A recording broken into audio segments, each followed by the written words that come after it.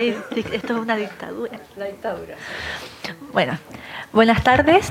Damos inicio al segundo panel de estas 9ª Jornadas Australes de Medio Ambiente y Derecho, titulado Cambio Climático y Derecho Internacional. En este panel contamos con la presencia de la doctora Jimena Fuentes Torrijos, doctora en Filosofía por la Universidad de Oxford, Inglaterra, y actualmente es la directora nacional de la Dirección Nacional de Fronteras y Límites del Estado. También contamos con la presencia del señor Óscar Centeno Chelet, máster en Derecho Ambiental por la Universidad de Pace, Estados Unidos, y actualmente ejerce como asesor jurídico de la Ilustre Municipalidad de Puerto Varas. Para dar inicio a este panel vamos a escuchar la ponencia de la profesora Fuentes titulada Cambio Climático y Derecho Internacional de Protección de las Inversiones. Profesora. Muchas gracias. Bueno, primero que todo quiero agradecer muchísimo a esta invitación para venir a Valdivia hoy día por el día y sacarme de verdad la rutina tan terrible de la Dirección de Fronteras y Límites del Estado, donde tengo puros problemas. Bueno, bien. Y así que muchas gracias por el esfuerzo, ¿verdad?, para permitir que yo esté hoy día aquí, y les agradezco a todos su presencia. Bueno, vamos a hablar, mi idea es hablar de un tema que suena más o menos raro, esto de inversión, de la protección de las inversiones extranjeras y el cambio climático. Mi idea es referirme al tema de la tensión que existe entre estas dos áreas del derecho internacional. Por una parte, podríamos decir, el derecho internacional relativo al cambio climático, que trata sobre la manera en que se puede lograr hacer frente al cambio climático, ya sea reduciendo emisiones, tomando medidas de mitigación, medidas de adaptación por los estados, y todo el aparataje internacional que se preocupa de eso, ya sea a través de obligaciones de los estados, ya sea a través de ciertas prerrogativas que pueden tener los estados para regular. Y el derecho internacional de la protección de inversiones, que básicamente, ¿de qué se trata eso? Es un conjunto de normas, de reglas y principios que tienen que ver con el trato que debe dar los estados a la inversión extranjera. De ahí ha habido todo un desarrollo y hay una serie de obligaciones que lo que les quiero explicar es cómo pueden entrar en conflicto. Y bueno, el tema de la protección de inversiones se desarrolla en general se ha desarrollado a través de tratados, y a lo mejor ustedes han escuchado hablar de la enorme cantidad de tratados de protección de inversiones que existen, y también los capítulos de protección de inversiones que están en los tratados de libre comercio. Si uno hiciera un catastro hoy día, probablemente podría señalar que hay más de 3.000 tratados de protección de inversiones, estos famosos APIs, Acuerdos de Promoción y Protección de Inversiones, que Chile, por ejemplo, hubo una época en que celebró un montón, en los años 90, y después paró un poquito eso, pero hoy día hay capítulos de protección de inversión en todos los tratados de libre comercio que nosotros celebramos. Y eso, multiplicado por todos los países, da más de 3.000 acuerdos. ¿De qué se trata? Bueno, en un principio, la protección de inversiones, antes que existieran todos estos tratados, se desarrollaba en torno a ciertos principios como el trato mínimo internacional, que básicamente prohibían que los estados abusaran de los inversionistas, pero prohibían cierta conducta que rebasaba y sobrepasaba una cierta línea. Hoy día, en cambio, podríamos decir que las obligaciones son muchísimo más amplias y más ambiguas. Estas obligaciones son las siguientes, y que las vamos a encontrar en todos los tratados. Básicamente, primero, la obligación de dar un trato justo y equitativo al inversionista. ¿Y qué es eso? ¿Qué es justo y equitativo? Es bastante amplio, como ustedes ven, y por lo tanto entregado a la interpretación de los tribunales que solucionan este tipo de controversia. La obligación de no expropiar, o si se expropia una inversión, pagar una compensación completa. Ahora, el tema de la expropiación es que no solo incluye la expropiación directa, en la cual hay un traspaso del título de dominio desde el inversionista al Estado, sino que también incluye un concepto que viene de cierta jurisprudencia doméstica, nacional, pero que la han tomado estos tribunales internacionales, que es el concepto de expropiación indirecta. También se habla de expropiación regulatoria, es decir, cuando el Estado regula ciertas actividades, cuando eso pasa a tener una característica expropiatoria. También se le da full full protection and security normalmente en estos tratados. El Estado debe proteger al inversionista en forma completa. Y en tercer lugar, las obligaciones de trato nacional, no discriminar al inversionista en relación con el inversionista nacional, y la cláusula de nación más favorecida, que básicamente lo que pretende es que no se pueda discriminar a los inversionistas por su nacionalidad. Todas esas son las obligaciones que los Estados han adquirido en estos tratados, y como hay más de 3.000, para algunos de estos principios se han convertido incluso en costumbre internacional.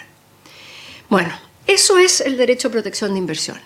¿Qué pasa ahora por el otro lado en términos de cambio climático? Bueno, cambio climático tiene que ver con regular y de alguna manera tiene que ver con discriminar, que es la obligación el principio que rige en materia de inversiones es: no quiero ser discriminado. Yo, que soy inversionista extranjero, no quiero ser discriminado. Y resulta que por el otro lado, cambio climático es: el Estado tiene que regular y básicamente tiene que preferir ciertas inversiones sobre otras. Ojalá nos movamos, ¿verdad?, hacia un mundo con energías más limpias, inversiones más amistosas con el medio ambiente y que nos permitan reducir emisiones. Entonces, por eso, ahí está la fuente de esta tensión. Por un lado nos invitan a discriminar y por el otro lado hay una cantidad de principios que dicen no discrimine. Bueno, todo esto se ve más complicado aún porque en materia de inversiones existe una forma de solucionar controversias a través de lo que se llama un arbitraje mixto, en que el inversionista extranjero puede acudir directamente a ciertos tribunales de arbitraje y demandar estados, a los estados que reciben la inversión. Eso antes no existía, eso es algo que nace de los 90 en adelante. Antes el inversionista extranjero lo único que tenía era la llamada protección diplomática, pedirle a su propio Estado que ojalá convirtiera lo que era una disputa entre inversionista y Estado en una disputa internacional. Pero hoy día todos estos tratados de protección de inversiones tienen algún sistema de solución de controversia obligatorio para el Estado. Ustedes habrán escuchado hablar del CIADI, el Centro para el Arreglo de Disputas en Materia de Inversiones, que es un sistema arbitral creado bajo el seno del Banco Mundial en Washington, donde cualquier inversionista puede ir y demandar un Estado que acepte la jurisdicción del Centro para el Arreglo de la Solución de Controversia en Materia de Inversiones. Entonces, eso quiere decir que es un sistema que tiene bastantes dientes. Ahora, como las reglas son bastante amplias, cuando uno habla de trato justo y equitativo, ciertamente está frente a una regla de textura bastante abierta. Resulta que son estas sentencias de los tribunales arbitrales las que se han encargado de ir dándole contenido a estas obligaciones. Y podríamos decir que yo creo que existe cierto consenso entre los autores de que la tendencia ha sido a realizar interpretaciones bastante amplias. Bueno, en materia de cambio climático, ¿dónde están las áreas de conflicto con la protección de inversiones? Yo diría que hay dos áreas de conflicto claramente definidas. Una son las medidas unilaterales que pueden tomar los estados en su legislación interna para hacer frente al cambio climático y cómo estas pueden entrar en conflicto con los derechos de los inversionistas. De hecho, si uno mira el Acuerdo de París, básicamente se fundamenta en que los estados van a ir asumiendo obligaciones a través y que las van a ir implementando a través de su derecho interno. Entonces, eso es lo que se pretende, que los estados vayan tomando medidas de regulación interna para ir obligando a la actividad económica dentro de su estado a ir reduciendo emisiones, a ir tomando medidas que puedan mitigar y enfrentar el cambio climático. Además de eso, hay otra área donde también pueden presentarse algunos conflictos y tensión entre protección de inversiones y cambio climático, que es el área de los tratados mismos. Es decir, si uno mira Kioto, en el Tratado de Kioto había una serie de mecanismos flexibles para ayudar a los estados que tenían obligaciones en materia de reducción de emisiones a cumplir con esas reducciones. Y podían entonces entrar en algún tipo de asociación con otros estados para, a través de podríamos decir, inversiones o actividades en esos estados, ir cumpliendo su propia obligación de reducción de emisiones. Bueno, entonces Kioto, por ejemplo, ahí podían darse una serie de conflictos que tuvieran que ver con discriminación entre tipos de inversionistas. París, bueno, tiene que determinarse cómo va a ser esto de los mecanismos flexibles en el Acuerdo de París, pero si de alguna manera imita o tiene algo parecido a Kioto, podría ser susceptible de los mismos problemas. Vamos a ver qué medidas que tienen que ver con el enfrentamiento al cambio climático podrían ser cuestionadas por los inversionistas. Bueno, en primer lugar, imagínense ustedes lo siguiente. Imagínense que un Estado quisiera tomar una medida en relación a reducción de emisiones y que esa medida fuera más estricta en relación con los extranjeros que con los nacionales. Claramente ahí se produciría una discriminación y por lo tanto una violación a la regla del trato justo y equitativo. En principio, podría ser cuestionado. O supongamos que un Estado quisiera dar un subsidio a la inversión interna limpia. Quisiera decir, bueno, yo quiero ayudarle a mis propios inversionistas a cumplir con las nuevas regulaciones que tengo, por lo tanto aquí yo les voy a ayudar a financiar esto. Y no a los extranjeros, porque los extranjeros, bueno, si es alemán, si es de Estados Unidos, yo espero que venga con la tecnología adecuada, pero los nacionales no pueden, entonces los voy a ayudar. Bueno, ahí podrían el inversionista extranjero decir, bueno, me están discriminando porque a ellos les dan una ayuda, a mí nada. Imagínense que en Chile se prohibieran las centrales eléctricas, las centrales de energía a carbón. Derechamente ya no queremos tener más ese tipo de inversión y ese tipo de tecnología, queremos movernos hacia tecnologías limpias. Bueno, los que han invertido en esas centrales podrían decir, bueno, yo me siento que ya no hay un clima estable para la inversión, ya no me están reconociendo mis legítimas expectativas, que son todo el lenguaje que se habla en materia de inversiones. ¿Es posible discriminar? Entonces la pregunta es, ¿cómo determinar que estas discriminaciones son o no son razonables, son o no son compatibles con estas obligaciones que han asumido los estados respecto de los inversionistas extranjeros?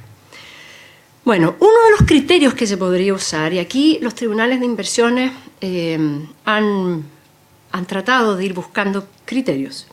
Bueno, uno de los criterios que han usado, lo que han hecho es ir a mirar en otras áreas donde también se prohíbe discriminar y tratar de importar algunos conceptos que vienen de esas otras áreas a el área de inversiones.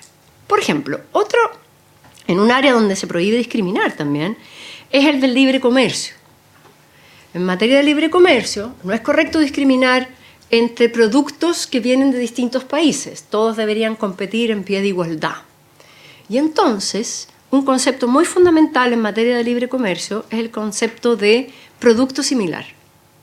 No es correcto discriminar entre productos similares. Ahora, si los productos son distintos, ahí podemos discriminar. Bien, el problema que tiene y cómo se ha pasado esto a inversiones. En inversiones, obviamente, no estamos hablando de productos, estamos hablando de capital que se mueve de un lado a otro para realizar una inversión, para crear una fábrica, una industria, etc.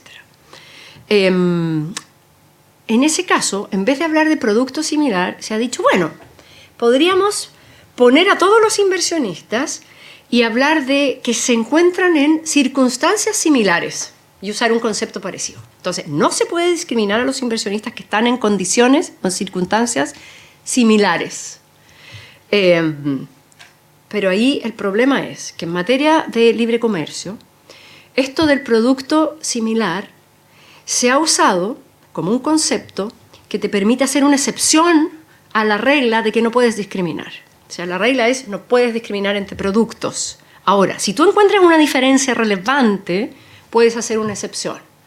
Entonces es al Estado que quiere hacer una excepción a quien le corresponde probar que hay una diferencia relevante que permite no aplicar el concepto de producto similar.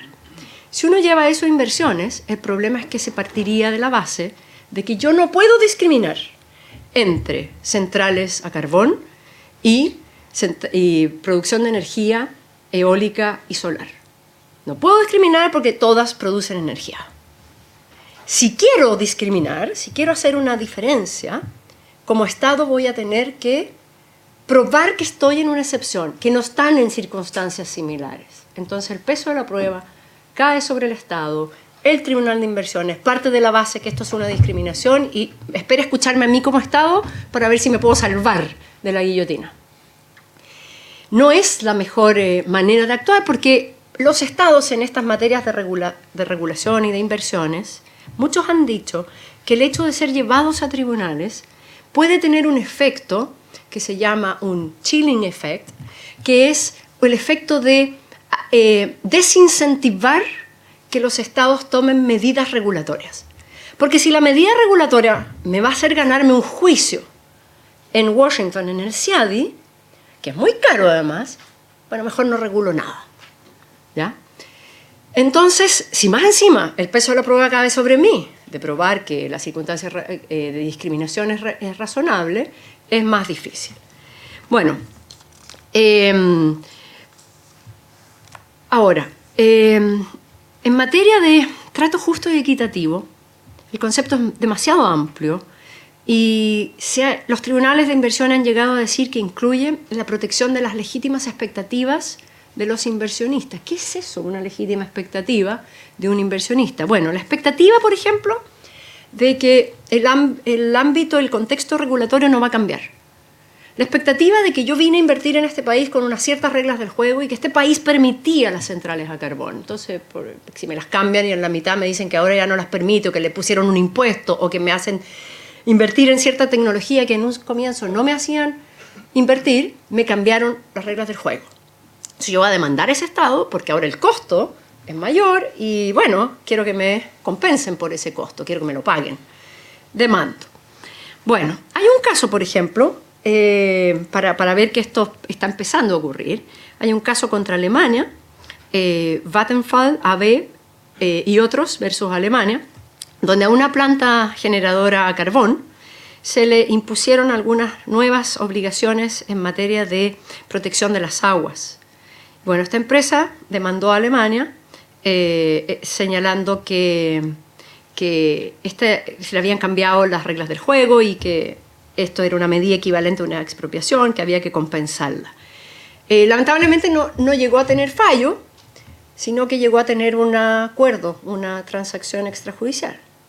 Pero eso igual es notable y es algo en lo que uno tiene que observar, porque ese Estado finalmente igual tuvo que ponerse la mano al bolsillo y pagar a través de este acuerdo extrajudicial. Otro caso interesante, pero este llegó a la OMC, no a un tribunal de inversiones, pero es interesante verlo. Resulta que la provincia de Ontario, en Canadá, estableció una política para promover el uso de energía solar y energía eólica. Entonces, el sistema consistía en que, bueno, a todos los generadores de energía solar y eólica, la provincia se obligó, se comprometió con ellos a que les iba a comprar esa energía y a un precio más alto para que la inversión tuviera sentido. Entonces, yo tengo que comprar electricidad más cara. Ahora, la provincia de alguna manera tenía que hacer compensar este mayor costo por algún lado.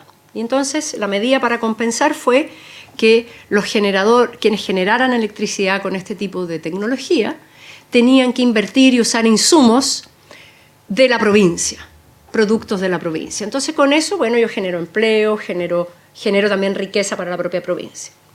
Bueno, Japón y Alemania cuestionaron la medida ante la OMC. Dijeron que esto era un subsidio en el fondo. Y perdió Canadá en ese caso. ¿Ya? Entonces ahí tenemos un caso en que no hay mucha flexibilidad para hacer este tipo de inversiones. ¿Y llevo cuánto? Me quedan 5 minutos. Solo me quedan 5 minutos. Así es que, bueno, esto es para ponernos más sobre la mesa el tipo de tensión y conflicto que se puede dar y cómo los estados, ¿verdad?, tienen que tener esto en cuenta cuando deciden la política interna. Entonces, si se dan cuenta de lo que estamos hablando, es de una cosa que en inglés se llama el policy space, cuánto espacio regulatorio le va quedando al Estado para ir tomando medidas en una serie de materias, pero en este caso específico en la regulación de la economía para hacer frente al cambio climático. ¿Cuánto espacio va quedando? Mientras más derechos tienen los inversionistas extranjeros, mientras más tribunales arbitrales, la posibilidad de ir a un tribunal arbitral hay menos espacio. Entonces hay que buscar un equilibrio. ¿Cómo se busca? ¿Dónde ir a establecer estos equilibrios? Entonces, por ejemplo, hay muchas posibles soluciones que se han dado a esto. Una alternativa es que simplemente se excluya el tema cambio climático de todos los tratados de protección de inversiones que se empiecen a suscribir de ahora en adelante. Sería una alternativa, un nuevo modelo en materia de tratados de protección de inversiones que dice, bueno, todas las medidas que el Estado toma en materia de cambio climático no serán arbitrables, no serán cuestionables, no serán reclamables. Bueno, eso va a depender de la fuerza negociadora que tengan los Estados en materia de APIs, de Acuerdo de Protección de Inversiones, y también de los intereses de los países exportadores de capital. Se dijo en algún momento que todos estos tratados de alguna manera obedecían a los intereses de los países exportadores de capital, que a través de estos tratados defendían a su ámbito exportador, a su industria que se iba a invertir en otros países. Otra alternativa es, por ejemplo, en materia de regulaciones de acuerdo a los mecanismos flexibles de los tratados de cambio climático, sería que en esos tratados se excluyeran estas materias de ser reclamadas ante tribunales de inversiones. Por ejemplo, en el Acuerdo de París. Kioto ya no lo tiene eso, pero en el Acuerdo de París podría haber por allí una negociación en relación con esto, y sería un avance. Y luego hay algunos estados que han logrado introducir algunas cláusulas en los tratados de protección de inversiones que son un esfuerzo por hacer esto. Por ejemplo, el modelo canadiense de protección de inversiones señala, bueno, ninguna disposición de este tratado implicará que los estados no puedan tomar medidas en relación con protección de derechos humanos, protección de la salud, protección de el medio ambiente. Ahora, el problema es que igual los tribunales tienen bastantes facultades para hacer interpretación, entonces podría decir, igual puedo ver si finalmente la medida es compatible o no es compatible con las obligaciones sustantivas que han adquirido los estados en estos tratados. Y lo otro que se puede hacer también es al contratar con estos inversionistas, es decir, al hacer el contrato, al hacer la licitación para una planta de generación eléctrica, en ese contrato obligar al inversionista a abstenerse de recurrir al arbitraje cuando tenga algún problema con el Estado o que tenga que recurrir al Tribunal Nacional y no a este Tribunal Internacional. Entonces creo que con eso cumplo el horario y ustedes después me pueden hacer más preguntas. Gracias. ¿Qué hacemos? ¿Vamos a tirar las preguntas? Yo creo, porque, ¿verdad? Sí, 20 minutos, tenemos que soltar. Bueno, directamente vamos a pasar a las preguntas de la exposición de la profesora Jimena, debido a que por un tema de logística el vuelo va a salir temprano, así que va a tener que retirarse en un momento más. ¿Alguien tiene alguna consulta? Levanten la mano. Atrás. Atrásito. Hola, doctora, buenas tardes.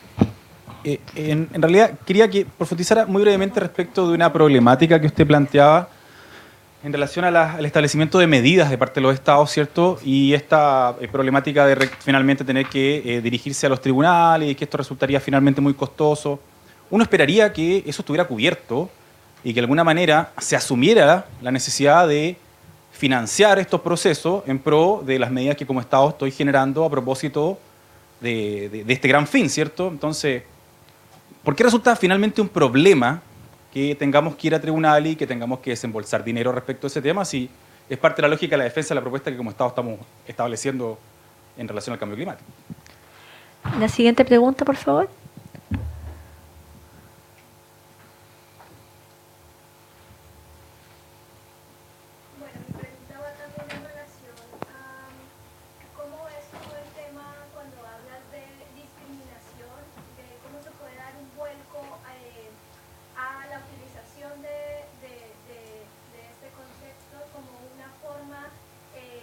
Que ha sido tradicionalmente utilizada para grupos desventajados o que están en,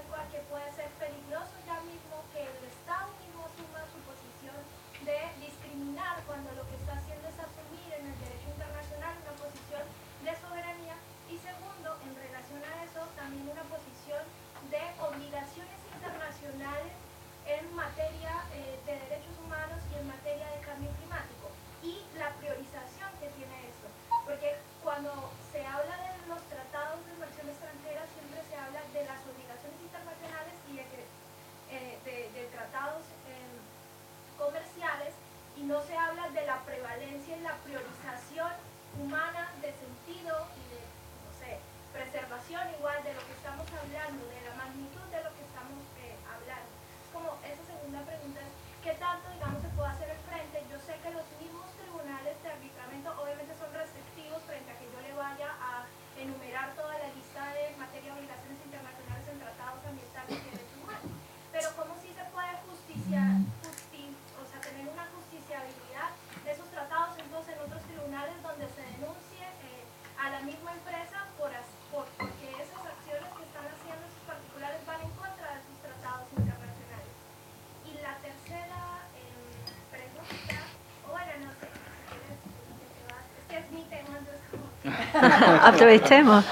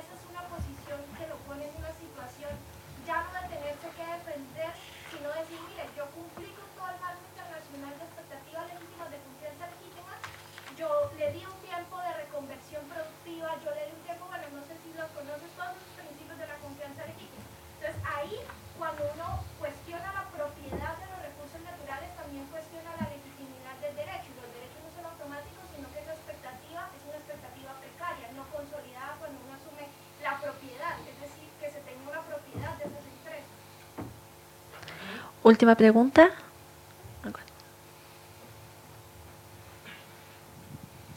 Hola, buenas tardes. Yo quedé un poco, no sé, para resumir, hay algo así como una especie de contradicción entre la protección a las inversiones a escala global y todo lo que sería avance en materia regulatoria en temas ambientales.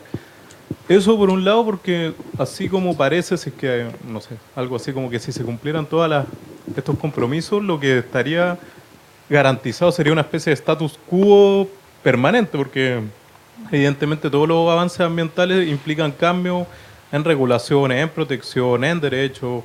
No sé, por ejemplo, acá se está discutiendo el tema del agua y siempre alegan de que aquí los van a expropiar, que no sé qué, que nos van a demandar y que hay que pagarlo y más encima, y no hay tanto dinero para eso. Entonces, sí, una reflexión ahí breve acerca de cómo salimos de ese entuerto o no sé, o quién lo discute, o dónde cae eso. Gracias. Ya, profesora. Ya.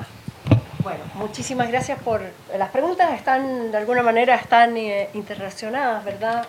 La primera pregunta era, bueno, pero si el Estado va a tomar medidas, entonces que tenga previsto todos estos efectos que puede causar en los distintos actores en la economía y que los prevenga antes de tomar la medida, entonces de tal manera que no tenga el conflicto. Claro, ese sería un mundo bastante ideal, pero como bien se señala en esta última pregunta, bueno, pero es que no hay dinero para dar lugar a pagar la codicia de todos los inversionistas, ¿verdad? Porque como dicen, bueno, si me van a regular y eso me provoca un efecto económico, lo ideal es que no lo pague yo. Y voy a tratar de hacer todos los esfuerzos y para eso tengo un ejército de abogados que voy a tratar de hacer lo posible porque esto no lo pago yo y me lo paga el Estado. Entonces, si puedo recurrir a los tribunales y tratar de hacerlo, lo voy a tratar de hacer. Y el Estado, por otro lado, va a decir, bueno, si yo tengo que pagar por cada medida de regulación que yo haga, mejor no regulo nada, porque me sale mucho más fácil, en vez de ir y regular cambio climático o de hacer estas medidas de promoción de energía limpia, bueno, mejor me gasto esta plata, en vez de en abogado y en juicio y en indemnizaciones, me la gasto y construyo un hospital directamente, y construyo una escuela, y además me trae más votos. O sea, en términos racionales, no tiene sentido regular porque sale súper caro. Entonces, es un dilema, y es un dilema que existe hoy. Y es un problema, por eso yo quise traerlo aquí, para que ustedes sepan que existe. Si se tomara una medida de, bueno, ¿qué ocurre, no? Si se toma una medida X que tiene un efecto económico en tal o tal actividad, van a haber juicios. El tema es cuál es mi expectativa de ganarlos o perderlos. ¿Qué pasa en materia de inversiones y en este arbitraje internacional? Es que en general son sistemas que funcionan con una transparencia y una legitimidad que de alguna manera está bajo cuestión, como señalabas tú. Está bajo cuestión porque, en primer lugar, son arbitrajes ad hoc. En segundo lugar, los abogados que componen los arbitrajes no tienen prohibición de ejercer también como abogados, con lo cual yo puedo ser abogado en un arbitraje de un inversionista y puedo ser juez en otro como árbitro. Lo cual es bastante promiscuo porque cuando soy juez puedo avanzar las interpretaciones que después me van a servir en los otros casos cuando yo esté asesorando a los inversionistas. Porque como ustedes ven, las reglas son así: trato justo equitativo. Nada más que eso. El contenido se ha ido dando jurisprudencialmente. En tercer lugar, como bien señalaba nuestra compañera de Colombia, ¿verdad? Se han ido creando nuevos conceptos. Entonces, concepto de la confianza legítima. El concepto de la confianza legítima, bueno, un concepto que nace del derecho administrativo, en el sentido de que el administrado tiene una expectativa de que se le van a seguir aplicando las reglas de una determinada manera. Son conceptos complicados. Son conceptos complicados porque el tema es ir diciéndole al Estado, bueno, tenga cuidado al regular, respete los derechos de las personas. También se han traído otros conceptos, por ejemplo, el concepto de proporcionalidad. Es otro concepto que se ha traído en estas materias. Del derecho administrativo también y del derecho penal. Bueno, pero son conceptos bien complicados cuando se trata de la regulación de la economía. En muchos tratados de protección de inversiones, incluso los inversionistas llegaron a establecer que se les congelaba el sistema tributario y jurídico en general por ejemplo, hay un tratado entre un país africano y otro país del primer mundo respecto a la protección de inversiones, que básicamente ese país se compromete a congelar su derecho ambiental por 100 años.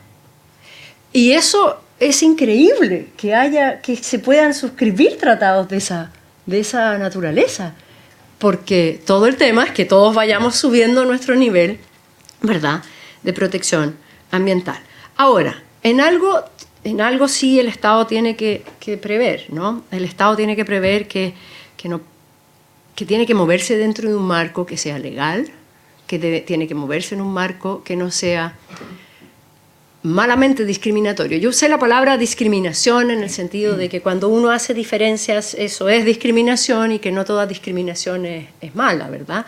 Pero tal vez la palabra va cargada de un peso negativo y debí haber usado otra palabra y a lo mejor haber dicho, bueno, hacer diferenciaciones razonables entre distintos tipos de inversiones, las ambientalmente amigables, las que no son ambientalmente amigables, porque si no uno dice, bueno, discriminación es malo. Pero no, la verdad es que hacer diferencias no es necesariamente malo, y todo el tema es cuánto espacio le vamos a dar a los estados para regular. Y aquí viene, y con esto creo que termino de contestar la pregunta sobre la expropiación, y es que todo este concepto de la expropiación regulatoria o la expropiación indirecta, que es bastante nuevo, viene de la jurisprudencia doméstica de algunos estados. En los estados, normalmente, es una facultad del Estado expropiar, es un derecho que tiene. Pero claro, va conjunto con una obligación que es indemnizar. Ahora, cuando el Estado afecta económicamente una actividad al regular, internamente en el mundo se partió de la base de que eso no se indemniza. La regulación por parte del Estado no se indemniza. Y bueno, lamentablemente los regulados tendremos que soportar el peso económico de eso. Bueno, eso fue cambiando por una razón de justicia. Por una razón de justicia se dijo, bueno, pero es que si yo le prohíbo a un fondo cortar araucarias y hace 50 años las plantó para cortarlas, es un peso muy grande para ese propietario que él tenga que sufrir la carga económica de un bien que nos va a beneficiar a todos. Entonces nació el concepto de regulación expropiatoria. Bueno, a lo mejor le vamos a tener que pagar algo. Pero lo empezaron a hacer los tribunales internos domésticos de una manera tratando de balancear, equilibrar distintos intereses. El interés del Estado, el interés general, el interés del inversionista. Y ahí se fue dando que a veces se paga y otras veces no se paga. ¿Ya? Si nos prohibieran seguir usando automóvil a diésel, ¿verdad? Surge este tema. Ah, no, yo quiero que me indemnicen porque yo ayer me compré una camioneta que era diésel. Entonces, claro, hay que balancear. Si el Estado hace la medida de un día para otro, probablemente va a tener que pagar. Si lo hizo en forma de un aviso, legítima confianza, etcétera, probablemente no. Bueno, todo eso lo empezaron a hacer los tribunales internos, la Corte Suprema de los Estados Unidos, las Cortes en Alemania, y fueron creando este concepto. Pero nació, como ustedes ven, de a poquito, partiendo de la base que el Estado no indemniza. Y solo en algunos casos sí. Bueno, pero en materia de inversiones se partió del punto contrario. Todo se indemniza. ¿Por qué? Porque lamentablemente en los tratados de inversiones, la cláusula de expropiación dice, si el Estado expropia al inversionista, debe indemnizarlo. O si toma cualquier medida equivalente a una expropiación. Y allí los tribunales empezaron a interpretar. ¿Qué es una medida equivalente? Una medida que tiene un efecto económico muy fuerte. Entonces nació la doctrina de los simples efectos, que se llama Source Effect Doctrine. Si el efecto es grande, se indemniza. Entonces no se mira la motivación del Estado, no se miran una serie de otras cosas. Y por eso estamos donde estamos. Pero el tema, yo creo que la solución a esto es ir creando más criterios que determinen cuándo es justo pagar y cuándo es injusto pagar. Y que esté bien representado el interés público, porque hasta ahora solamente está representado el interés privado. Gracias. Creo que contesté. Bueno, agradecemos a la profesora Jimena Fuentes por haber expuesto su ponencia y responder las preguntas. Ahora vamos a dar paso a la ponencia del señor Óscar Centeno, titulado El cambio climático y la migración forzada.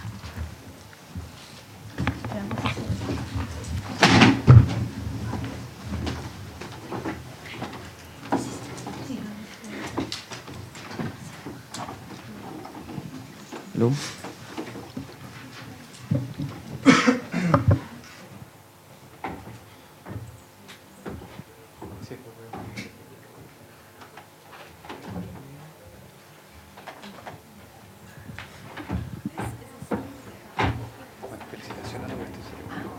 Muy bien, felicitaciones. Gracias. Oye, entonces yo a las 4, sí, ¿tú vas a estar hablando todavía? ¿No? Yo me voy. Sí, tú sepas que es por eso. Bueno, ya. Ha sido un gusto conocerte. Igual. Bueno, ¿cómo están? Mi nombre es Óscar. Esta es una presentación que tiene que ver con lo que se llaman Climate Refugees, que son los refugiados climáticos. Esto es parte de una investigación que yo hice dentro de mi estudio en Estados Unidos, donde tuve la oportunidad en el fondo de entrevistar a los directos involucrados. Estuve en ese momento con el embajador de las Naciones Unidas de Tuvalu, de Samoa, de Kiribati y otros países. Y ahora les quiero mostrar un pequeño video introductorio a mi tema antes de comenzar a exponer.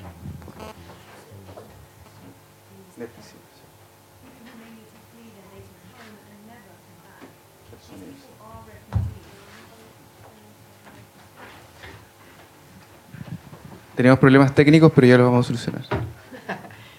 Yo sentarme ahí porque me tinca que estoy tapando a los que miran de acá. ¿Ya? Me voy a sentar en el This is a punto. story about people who stand to lose everything. People who may need to flee their native home and never come back. These people are refugees, but they're not running from war or an oppressive government. They're seeking asylum from climate change. My project is called Warm Waters, and it's about people living in the front line of the climate change. That's Vlad Soki. His project aims to document the effects of climate change on nations bordering the Pacific Ocean. So far, Vlad has focused on some of the most affected, the island nations of Oceania. I have seen villages completely destroyed by strong winds and huge storm surges. People have lost their lives, and communities have been displaced from places where their families have lived for generations. Tuvalu, the fourth smallest nation on Earth, is struggling to cope with the consequences of climate change. Located about halfway between Australia and Hawaii, Tuvalu's 9 low-lying islands cover just 26 square kilometres with a population of just under 11,000.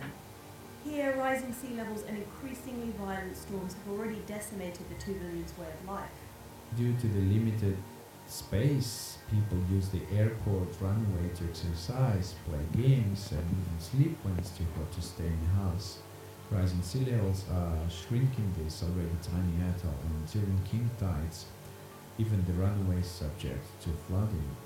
It is predicted by the climate change scientists that this country might become uninhabitable in the future. Land loss isn't the only problem facing oceanic nations like Tuvalu. The rising sea levels are cutting off access to surface water. Right now, around 3 million people in the region are affected, and the overall situation is so dire that around a fifth of Tuvalu's population has already left to seek refuge on larger islands. These people may be the world's first climate change refugees, but Vlad predicts there will be many more. From Pacific all the way to northern Alaska, many communities have already moved to new locations and others preparing to relocate. Relocating may be the only option for climate change refugees, but some have already found that adjusting to life in their adopted home could prove to be difficult. The island nation of Kiribati, for example, is facing the threat of rising sea levels. The government bought some land in Fiji recently, where its residents will be relocated in the event sea levels rise to the point that it drowns the specific island nation. However, if they move to Fiji, Kiribati people will have no rights as the same as Fijian citizens. They won't be able to vote, they will always be seen as immigrants, and they are at high risk of losing their national identity. It is easy to dismiss the consequences of rising sea levels, to believe that it's a problem limited to these small and distant island nations. But sea level projections show that in just under a century, 414 US cities will be facing the same problems as Tuvalu and Kiribati, to say nothing of the rest of the world. Some climate scientists predict that by the end of the century, places like Miami, Amsterdam, Hamburg, or Lisbon could be affected by rising sea levels too. If this becomes a reality, it won't only impact these areas environmentally, but culturally and politically as well. The struggle for resources, land, food, and fresh water may cause local and global conflicts. It's clear that is the greatest issue that we will be facing soon.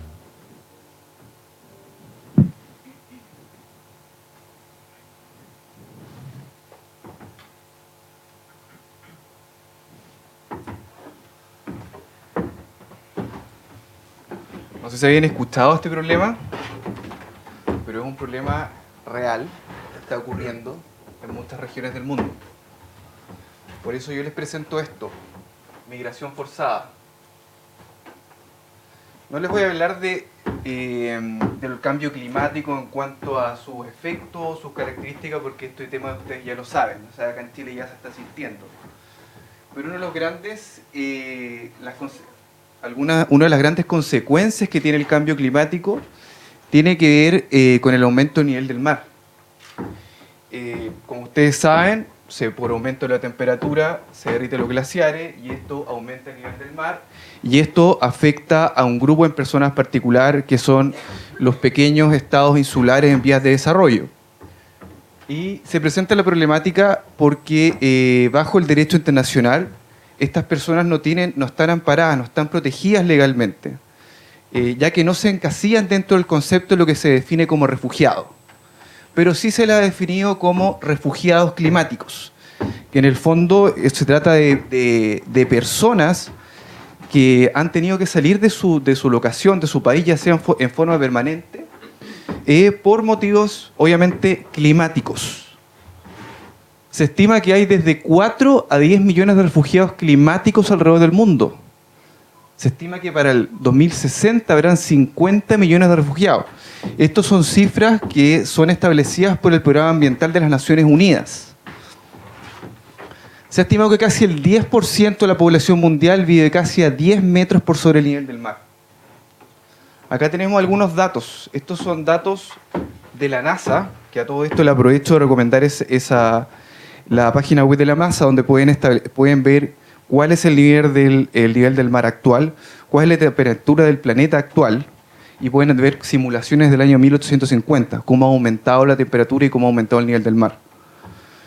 Hoy en día la temperatura actual está en 1 grado Celsius.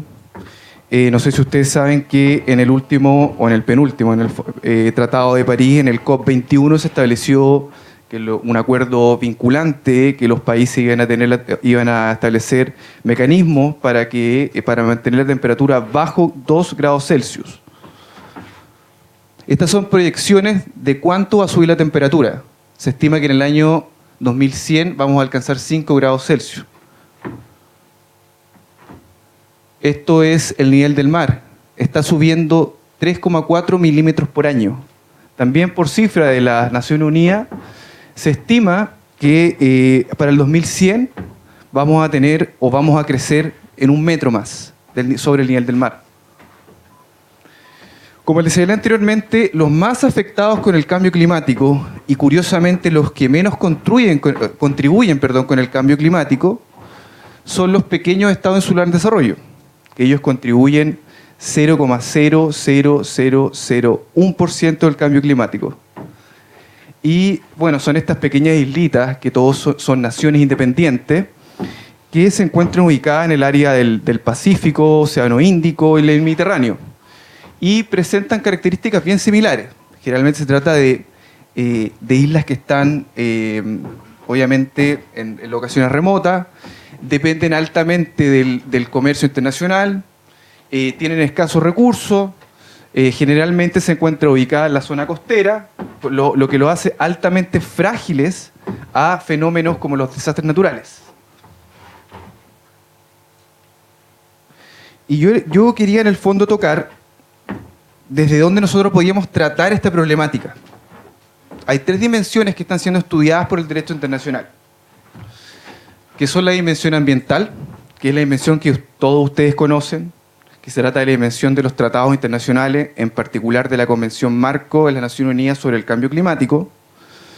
Está la dimensión de la seguridad nacional, que sería tratar este tema desde un punto de vista del Consejo de Seguridad de las Naciones Unidas.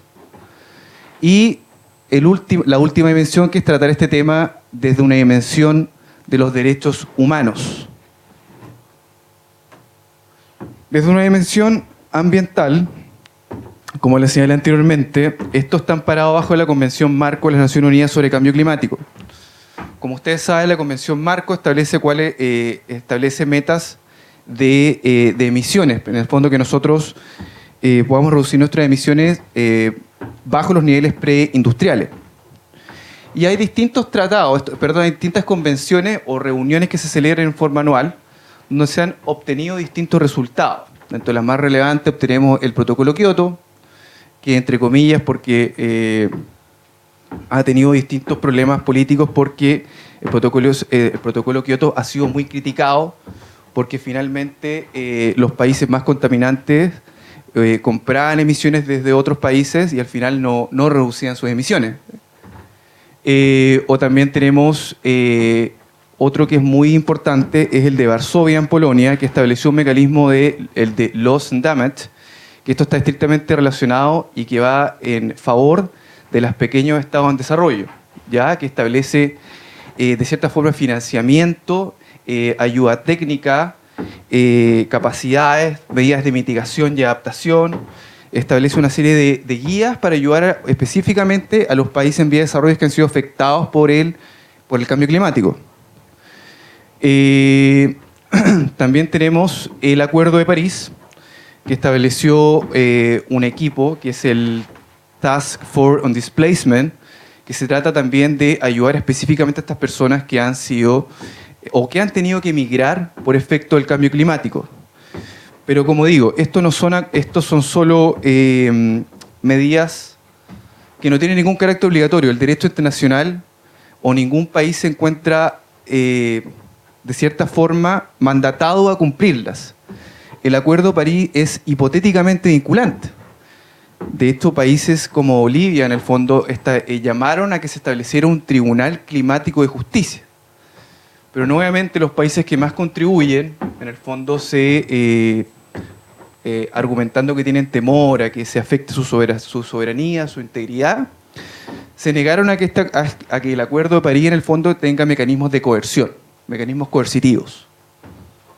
Y bueno, por eso ahí el signo o la ilustración bla, bla, bla, bla, porque hasta el día de hoy han pasado más de 20 años desde que se descubrió el cambio climático y no tenemos un acuerdo realmente vinculante que pueda ayudar a los pequeños estados insulares. Los pequeños estados insulares son la punta del iceberg. Imagínense qué va a pasar dentro de 50 años después. Ahora, otra opción es que nosotros podamos abarcar este tema desde un punto de vista de la seguridad nacional. Ustedes se preguntarán el cambio climático y seguridad nacional. No sé si alguien lo ha escuchado acá, esta dimensión o esta relación. Bueno, uno generalmente tiende a relacionar este tema con temas de guerra, con temas de crímenes, de terrorismo. Pero este concepto, a medida que en el fondo el cambio climático ha dejado su estrago, se ha desarrollando en nuevas áreas, en el área de necesidades energéticas, en el área de escasez de recursos, en el área de migraciones masivas. Por lo tanto, se ha tenido que orientar hacia una expansión del concepto. Pero sin duda, lo que más afecta a los pequeños estados insulares en desarrollo es el aumento del nivel del mar. ¿Por qué se preguntarán ustedes? Porque, obviamente, si aumenta el nivel del mar, se amenaza su soberanía, su integridad. Islas como Tuvalu solamente están a 2 metros por sobre el nivel del mar. Imagínense. Ahora, ¿qué pasa si sube el nivel del mar? Tenemos que considerar que el mar, en el fondo, contiene sal. Y esto se trata de islas que son atolones. Ya no sé si saben lo que es atolones, que son islas formadas en forma circular por arrecifes y por lo tanto se hunden desde el medio. ¿Y esto qué pasa? Que contamina los acuíferos. Y como contamina los acuíferos, no van a tener o van a tener menos acceso a tomar agua, obviamente. Lo otro que ocurre, que por ejemplo con ciclones, por ejemplo el 2005, un ciclón que se llamaba ETA, que afectó a una isla en Tuvalu, y producto de esto hubo escasez de agua. Y esto afectó el turismo. Recordemos que estas son pequeñas islas que solamente viven del turismo o la pesca. Otra consecuencia que tiene la sal es que la sal provoca erosión en el suelo. Al provocar erosión en el suelo, pierden su capacidad de terreno cultivable, ¿cierto? Y esto como consecuencia va a causar otro efecto que va a afectar la salud, causando malnutrición. También los ciclones o los fenómenos naturales, los desastres naturales, van a provocar conflicto en las plantas sépticas, ¿cierto? ¿Y esto qué va a ocurrir? Que se puedan desencadenar pandemias, pestes, etc. ¿Y qué provoca todos estos fenómenos? Una migración masiva. Estas fueron entrevistas privadas que yo tuve con estos dos embajadores, que fue, bueno, este es Ban Ki-moon, pero este señor se llama Ahmed Sarir, que es el cabeza de AOSI, que es que es en el fondo el embajador que encabeza la Asociación de las Pequeñas Estados Insulares en Desarrollo, y él me señaló: el cambio climático está intrínsecamente relacionado con nuestra seguridad nacional, ya que es una amenaza existencial a nuestra soberanía, cultura, gente y nacionalidad. Después, otro embajador de las Naciones Unidas, ahora de Samoa, me señala: en el Consejo de Seguridad hay mucho escepticismo, pero eventualmente ocurrirá. Países como el Reino Unido trataron de tener una discusión abierta, pero hay mucha resistencia por parte de países en desarrollo. El cambio climático debiera ser considerado de una perspectiva amplia. Habrá un tiempo en que este asunto será inevitable. ¿Qué ha pasado? Este asunto ha sido tratado en muchas ocasiones en el Consejo de Seguridad, y en muchas ocasiones ha habido mucha resiliencia o resistencia por parte de los países a adoptarlo.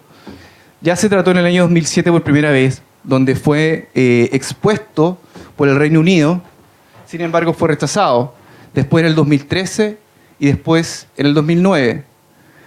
Sin embargo, la presentación más fuerte que se ha expresado fue en el año 2011, cuando la delegación alemana de las Naciones Unidas presentó ante la Asamblea General la creación de los cascos verdes, estrictamente por el incremento del nivel del mar y la escasez de recursos. Pero adivinen qué pasó. Nuevamente fue rechazada. Estos rechazos principalmente se dan por conflictos políticos y generalmente son países como China, como la Federación Rusa, incluso Estados Unidos. Bueno, Estados Unidos ustedes saben, porque no es muy creyente con respecto al cambio climático actualmente. Pero dentro de las razones principales que se dio para rechazar este asunto como una materia de seguridad nacional fue que el cambio climático es netamente una materia de ciencia, ¿ya? No una materia de seguridad. Y tampoco bajo el cambio climático se establece el principio de responsabilidades comunes pero diferenciadas, que en el fondo es el principio de base por el cual descansa la Convención Marco sobre Cambio Climático en la ONU. Otro punto que sería importante acotar acá, que en el fondo la ventaja que tendría aportar o ver este punto desde un punto de vista de la seguridad nacional es que los acuerdos del Consejo de Seguridad son obligatorios, tienen fuerza vinculante, ¿ya? En cambio, los acuerdos de la Asamblea General de Naciones Unidas son meras recomendaciones.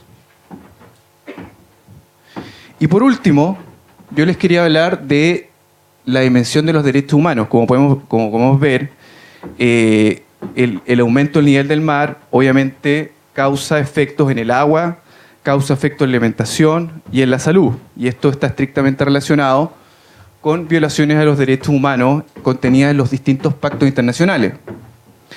El primer caso que se da con respecto a este link entre los derechos humanos y el cambio climático se da en el año 2005, cuando una familia de Inuit en Alaska demandó ante la Corte Interamericana de Derechos Humanos a Estados Unidos porque ellos estaban emitiendo gases de efecto invernadero y esto que provocaba el derretimiento de glaciares y esto que provocaba que se causaba peligro en la subsistencia de sus animales, ¿ya?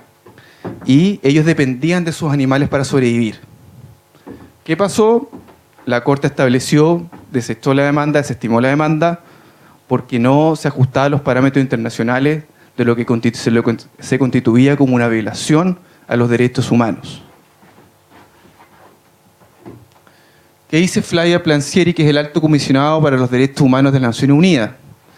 El cambio climático constituye una violación a los derechos de la salud, la comida, el agua y la sanidad, incluso al derecho a la autodeterminación. Entonces, ¿sería posible abarcar esta problemática de los derechos humanos? Quizás no, quizás sí. Tendríamos que, en el fondo, estudiarlo. Pero existen problemáticas hoy en día que están relacionadas con la relación de causalidad. Porque en el fondo, ¿qué pasa? Yo, si fuera una persona que vive en Tuvalu, veo que todo mi terreno fue erosionado por efecto del agua salada. ¿Qué hago? Voy ante la Corte Interamericana y demando a Estados Unidos. ¿Cómo compruebo la relación de causalidad?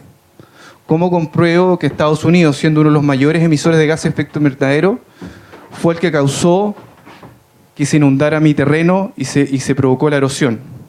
Es muy difícil comprobar una relación de causalidad. Tiene que ser, como dice, es una violación a los derechos humanos. Tiene que ser relativo a una persona humana. Es difícil establecer la causalidad. También los efectos adversos del cambio climático son generalmente proyecciones sobre futuros impactos. Algunos datos sobre los refugiados climáticos.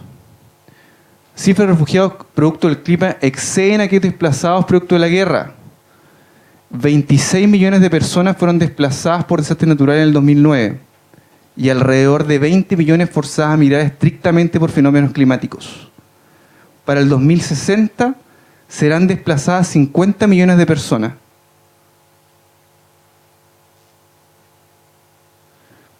¿Qué se entiende por refugiado? Según lo que establece la Convención de Ginebra de 1958, su protocolo adicional. Tiene que ser una persona que ha sido perseguida por motivos de guerra o por motivos políticos y producto de eso ha tenido que salir o migrar a otro país. Eso es lo que nosotros entendemos como refugiado según los pactos internacionales. Y eso es lo que se está amparado legalmente en el derecho internacional.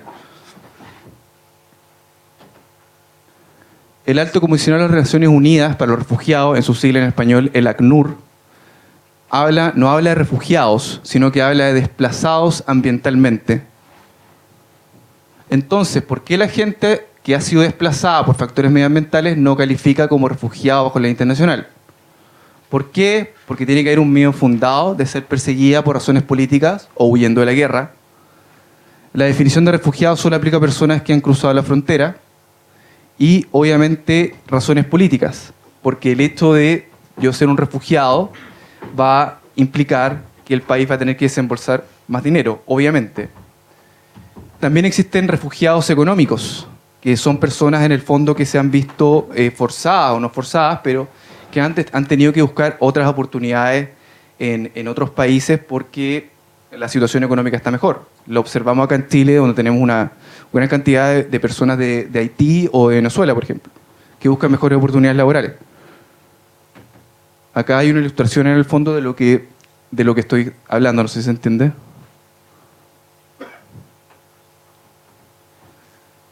Hay precedentes internacionales con respecto a los refugiados. Tenemos dos casos que son muy importantes, que son históricos. Primero tenemos el caso de Laoné Tetiota, de Tuvalu, que era un pescador que se fue a Nueva Zelanda argumentando ser un refugiado climático.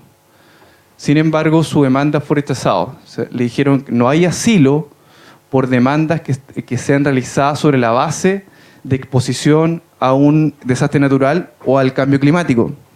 Curiosamente, 3 meses más tarde, se acogió el primer refugiado climático de la historia en Nueva Zelanda y se llama Ciego Alesana, de Kiribati. El abogado argumentó que el cambio climático y la sobrepoblación hacen imposible una vida en la isla. Tienen que considerar que estas islas se están hundiendo actualmente. Este es un caso bien interesante, que es el caso de Tuvalu, que yo creo que no mucha gente sabe, porque esto lo supe directamente el embajador. Entre Tuvalu y Nueva Zelanda hay un tratado, hay una cuota anual, que solamente se permiten 75 personas anualmente que ellos pueden migrar a Nueva Zelanda y obtener la residencia legal. Yo creo que es el primer país donde se permiten y se reconocen los refugiados climáticos. Sin embargo, tienen que cumplir con distintas características. Tiene que tratarse de un rango entre 19 y 45 años, tienen que nacer o en Tuvalu o en Samoa y tienen que estar registrados para votar. ¿Por qué pongo una tómbola acá? Porque efectivamente, para elegir hasta 75 personas frente a miles de personas que quieren migrar a Nueva Zelanda, se tiene que colocar en una tómbola y se gira y saca los numeritos. Esto es un hecho real, lo que le estoy diciendo. A mí me asombró mucho cuando me lo contaron, porque en el fondo discrimina entre rango etario, entre tus derechos civiles y políticos y de cierta nacionalidad. Pero existe, esto es real. Posibles soluciones. creación de un tratado internacional sobre refugiados climáticos que sea legalmente vinculante, un protocolo adicional de la Convención Marco contra el Cambio Climático, tratar el tema como materia de seguridad nacional o expandir el concepto de refugiado bajo la Convención de Ginebra y su protocolo. A mí me parece súper injusto lo que está ocurriendo hoy en día. Creo que hay que tomar conciencia. Y es inevitable hacerse preguntas como ¿qué va a pasar cuando en el fondo estas islas efectivamente se inunden? ¿Qué va a pasar con toda esa cultura que se va a perder? ¿Qué va a pasar con el país que los va a recibir? ¿Qué va a pasar? ¿Va a primar en el fondo la legislación del país que está recibiendo a esta persona? ¿Y qué va a pasar con los ancestros, con todo lo que se pierde? No sé, les dejo esa reflexión. Muchas gracias.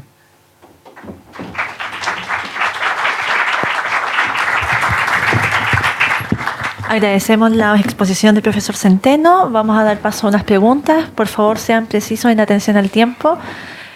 Por allá. Hola, buenas tardes. Mi pregunta iba en relación a muchas veces el cambio climático no se limita solamente a la subida de la temperatura, sino también a otros efectos como puede ser, por ejemplo, cosas de contaminación o de afectación del paisaje de un territorio a raíz de explotación de recursos. Mi pregunta iba para el caso de Haití. Si es que siendo un país que sufrió mucho la erosión de sus suelos, de que eso ha ido empobreciendo a su población, lo que terminó con una vulnerabilidad en cuanto a vivienda y a una serie de otras cosas que también se ha visto afectado por desastres naturales, como han sido los ciclones, los huracanes, que otra vez se dice que también estos se han intensificado por el tema del cambio climático. Entonces, en ese sentido, mi pregunta, no sé si he estudiado un poco el caso, pero mi pregunta es si se podría considerar también a los inmigrantes haitianos no en la totalidad de sus casos, pero en gran parte a migrantes climáticos o a desplazados climáticos, podría decirse.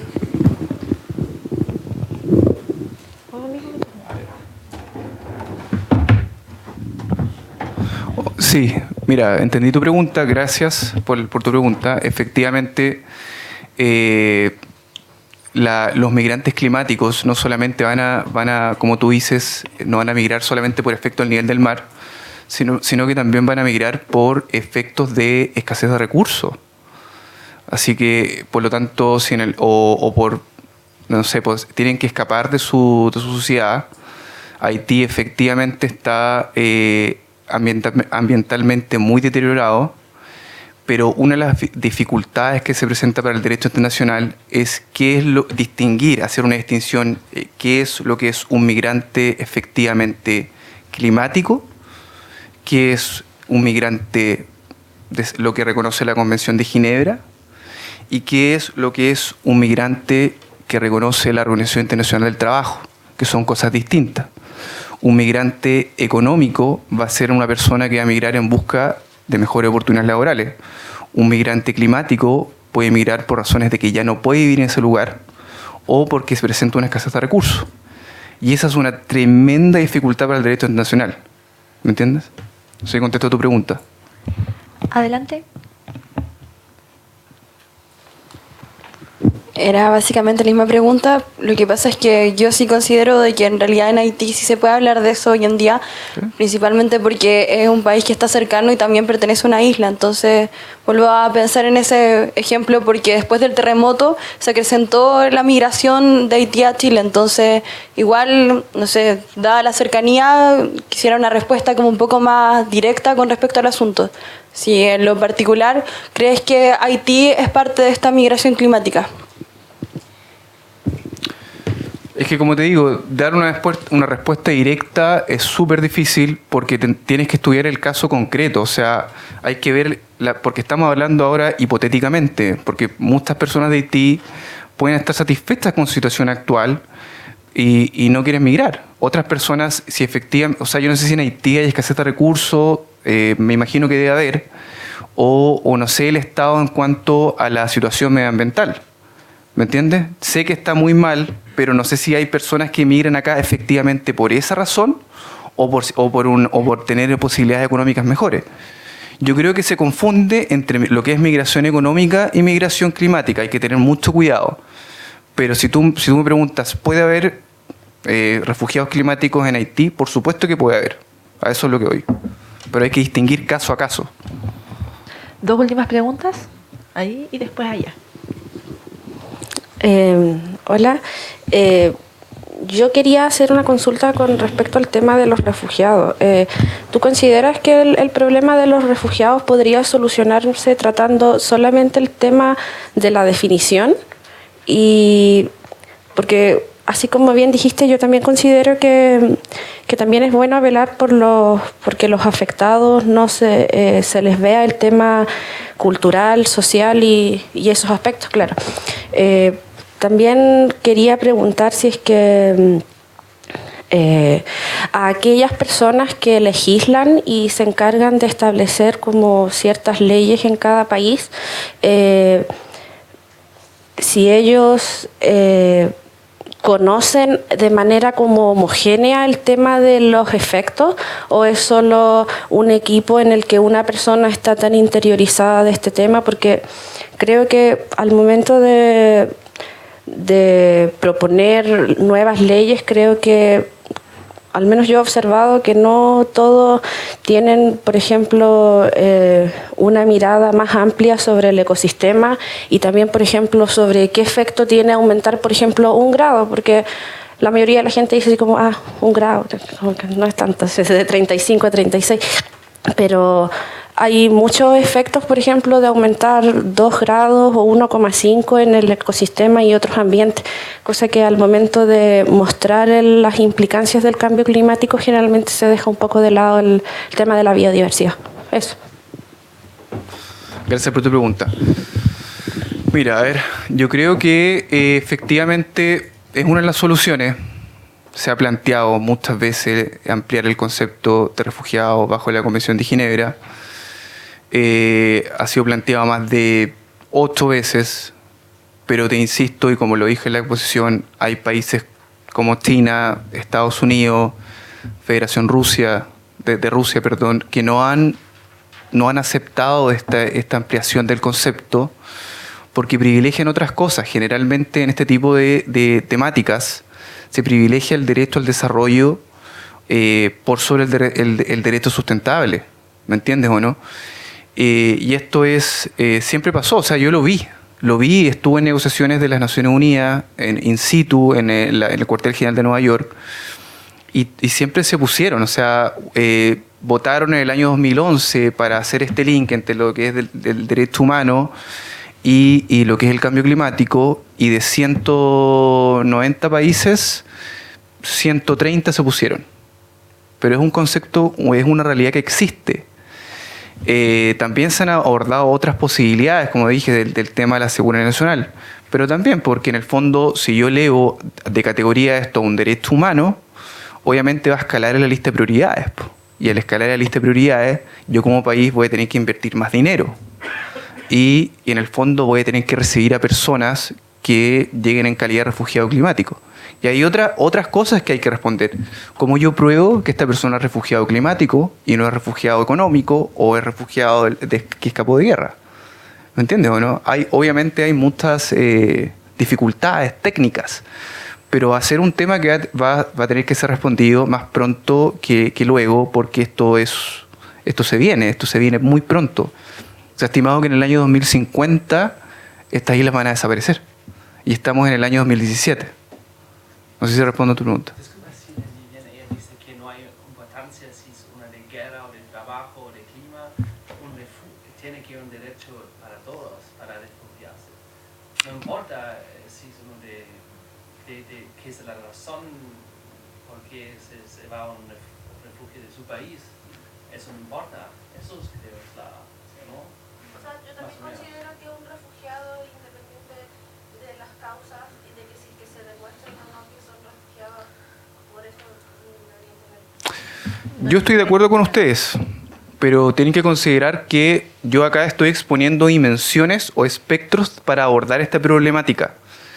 Los derechos humanos tienen más de 70 años de historia, el cambio, y por eso ya tienen una institucionalización, ¿ya? Que está bajo la Convención de Ginebra y su protocolo adicional. El cambio climático, no sé si tiene más de 15 años de historia, que ha sido reconocido. Y lo que se busca hoy en día es incluir el cambio climático dentro de lo que es el concepto que establece la Convención de Ginebra. Pero yo sí estoy de acuerdo que un refugiado debiera ser un refugiado en términos generales. Pero tienen que considerar que esto trae aparejado una serie de obstáculos para los países que van a recibirlos. La pregunta por allá. Última pregunta. Sí, buenas tardes. Mi consulta va asociada a un concepto que mencionaste en una lámina, es el de libre determinación. En la Convención de Ginebra y en el protocolo adicional no está reconocido, no está acuñado ese concepto porque es bastante nuevo, pero sí en el convenio 169 de pueblos originarios. Ahí sí aparece claramente y es la primera vez que se habla y se norma respecto de ese concepto. No sé cómo esto podría contribuir a abordar de mejor manera los refugiados ambientales. O sea, ¿a qué te refieres con la libre determinación? Sí, es un concepto que todavía no está establecido internacionalmente. Es que lo que mostré en esa lámina fue en el fondo una expresión de un alto directivo de las Naciones Unidas que está relacionado con derechos humanos, donde hace este link, que efectivamente puede haber un link entre lo que son los refugiados y los derechos humanos. Nada más que eso fue una ejemplificación. ¿Pero bajo tu criterio? Es que bajo mi criterio también tiene que ver, creo yo, porque en el fondo yo también tengo que tener derecho a desarrollarme económica, social y culturalmente y poder elegir a las personas a las cuales me van a gobernar. Por lo tanto, bajo ese criterio yo creo que sí es pertinente. O sea, es libre determinación individual, no como nación. Claro. Okay. Bueno, damos gracias al profesor Centeno, también a la profesora Jimena que tuvo que retirarse para ir al aeropuerto. Vamos a dar paso ahora a un breve receso, un coffee break, y luego en unos pocos minutos vamos a regresar para el último panel del día. Gracias.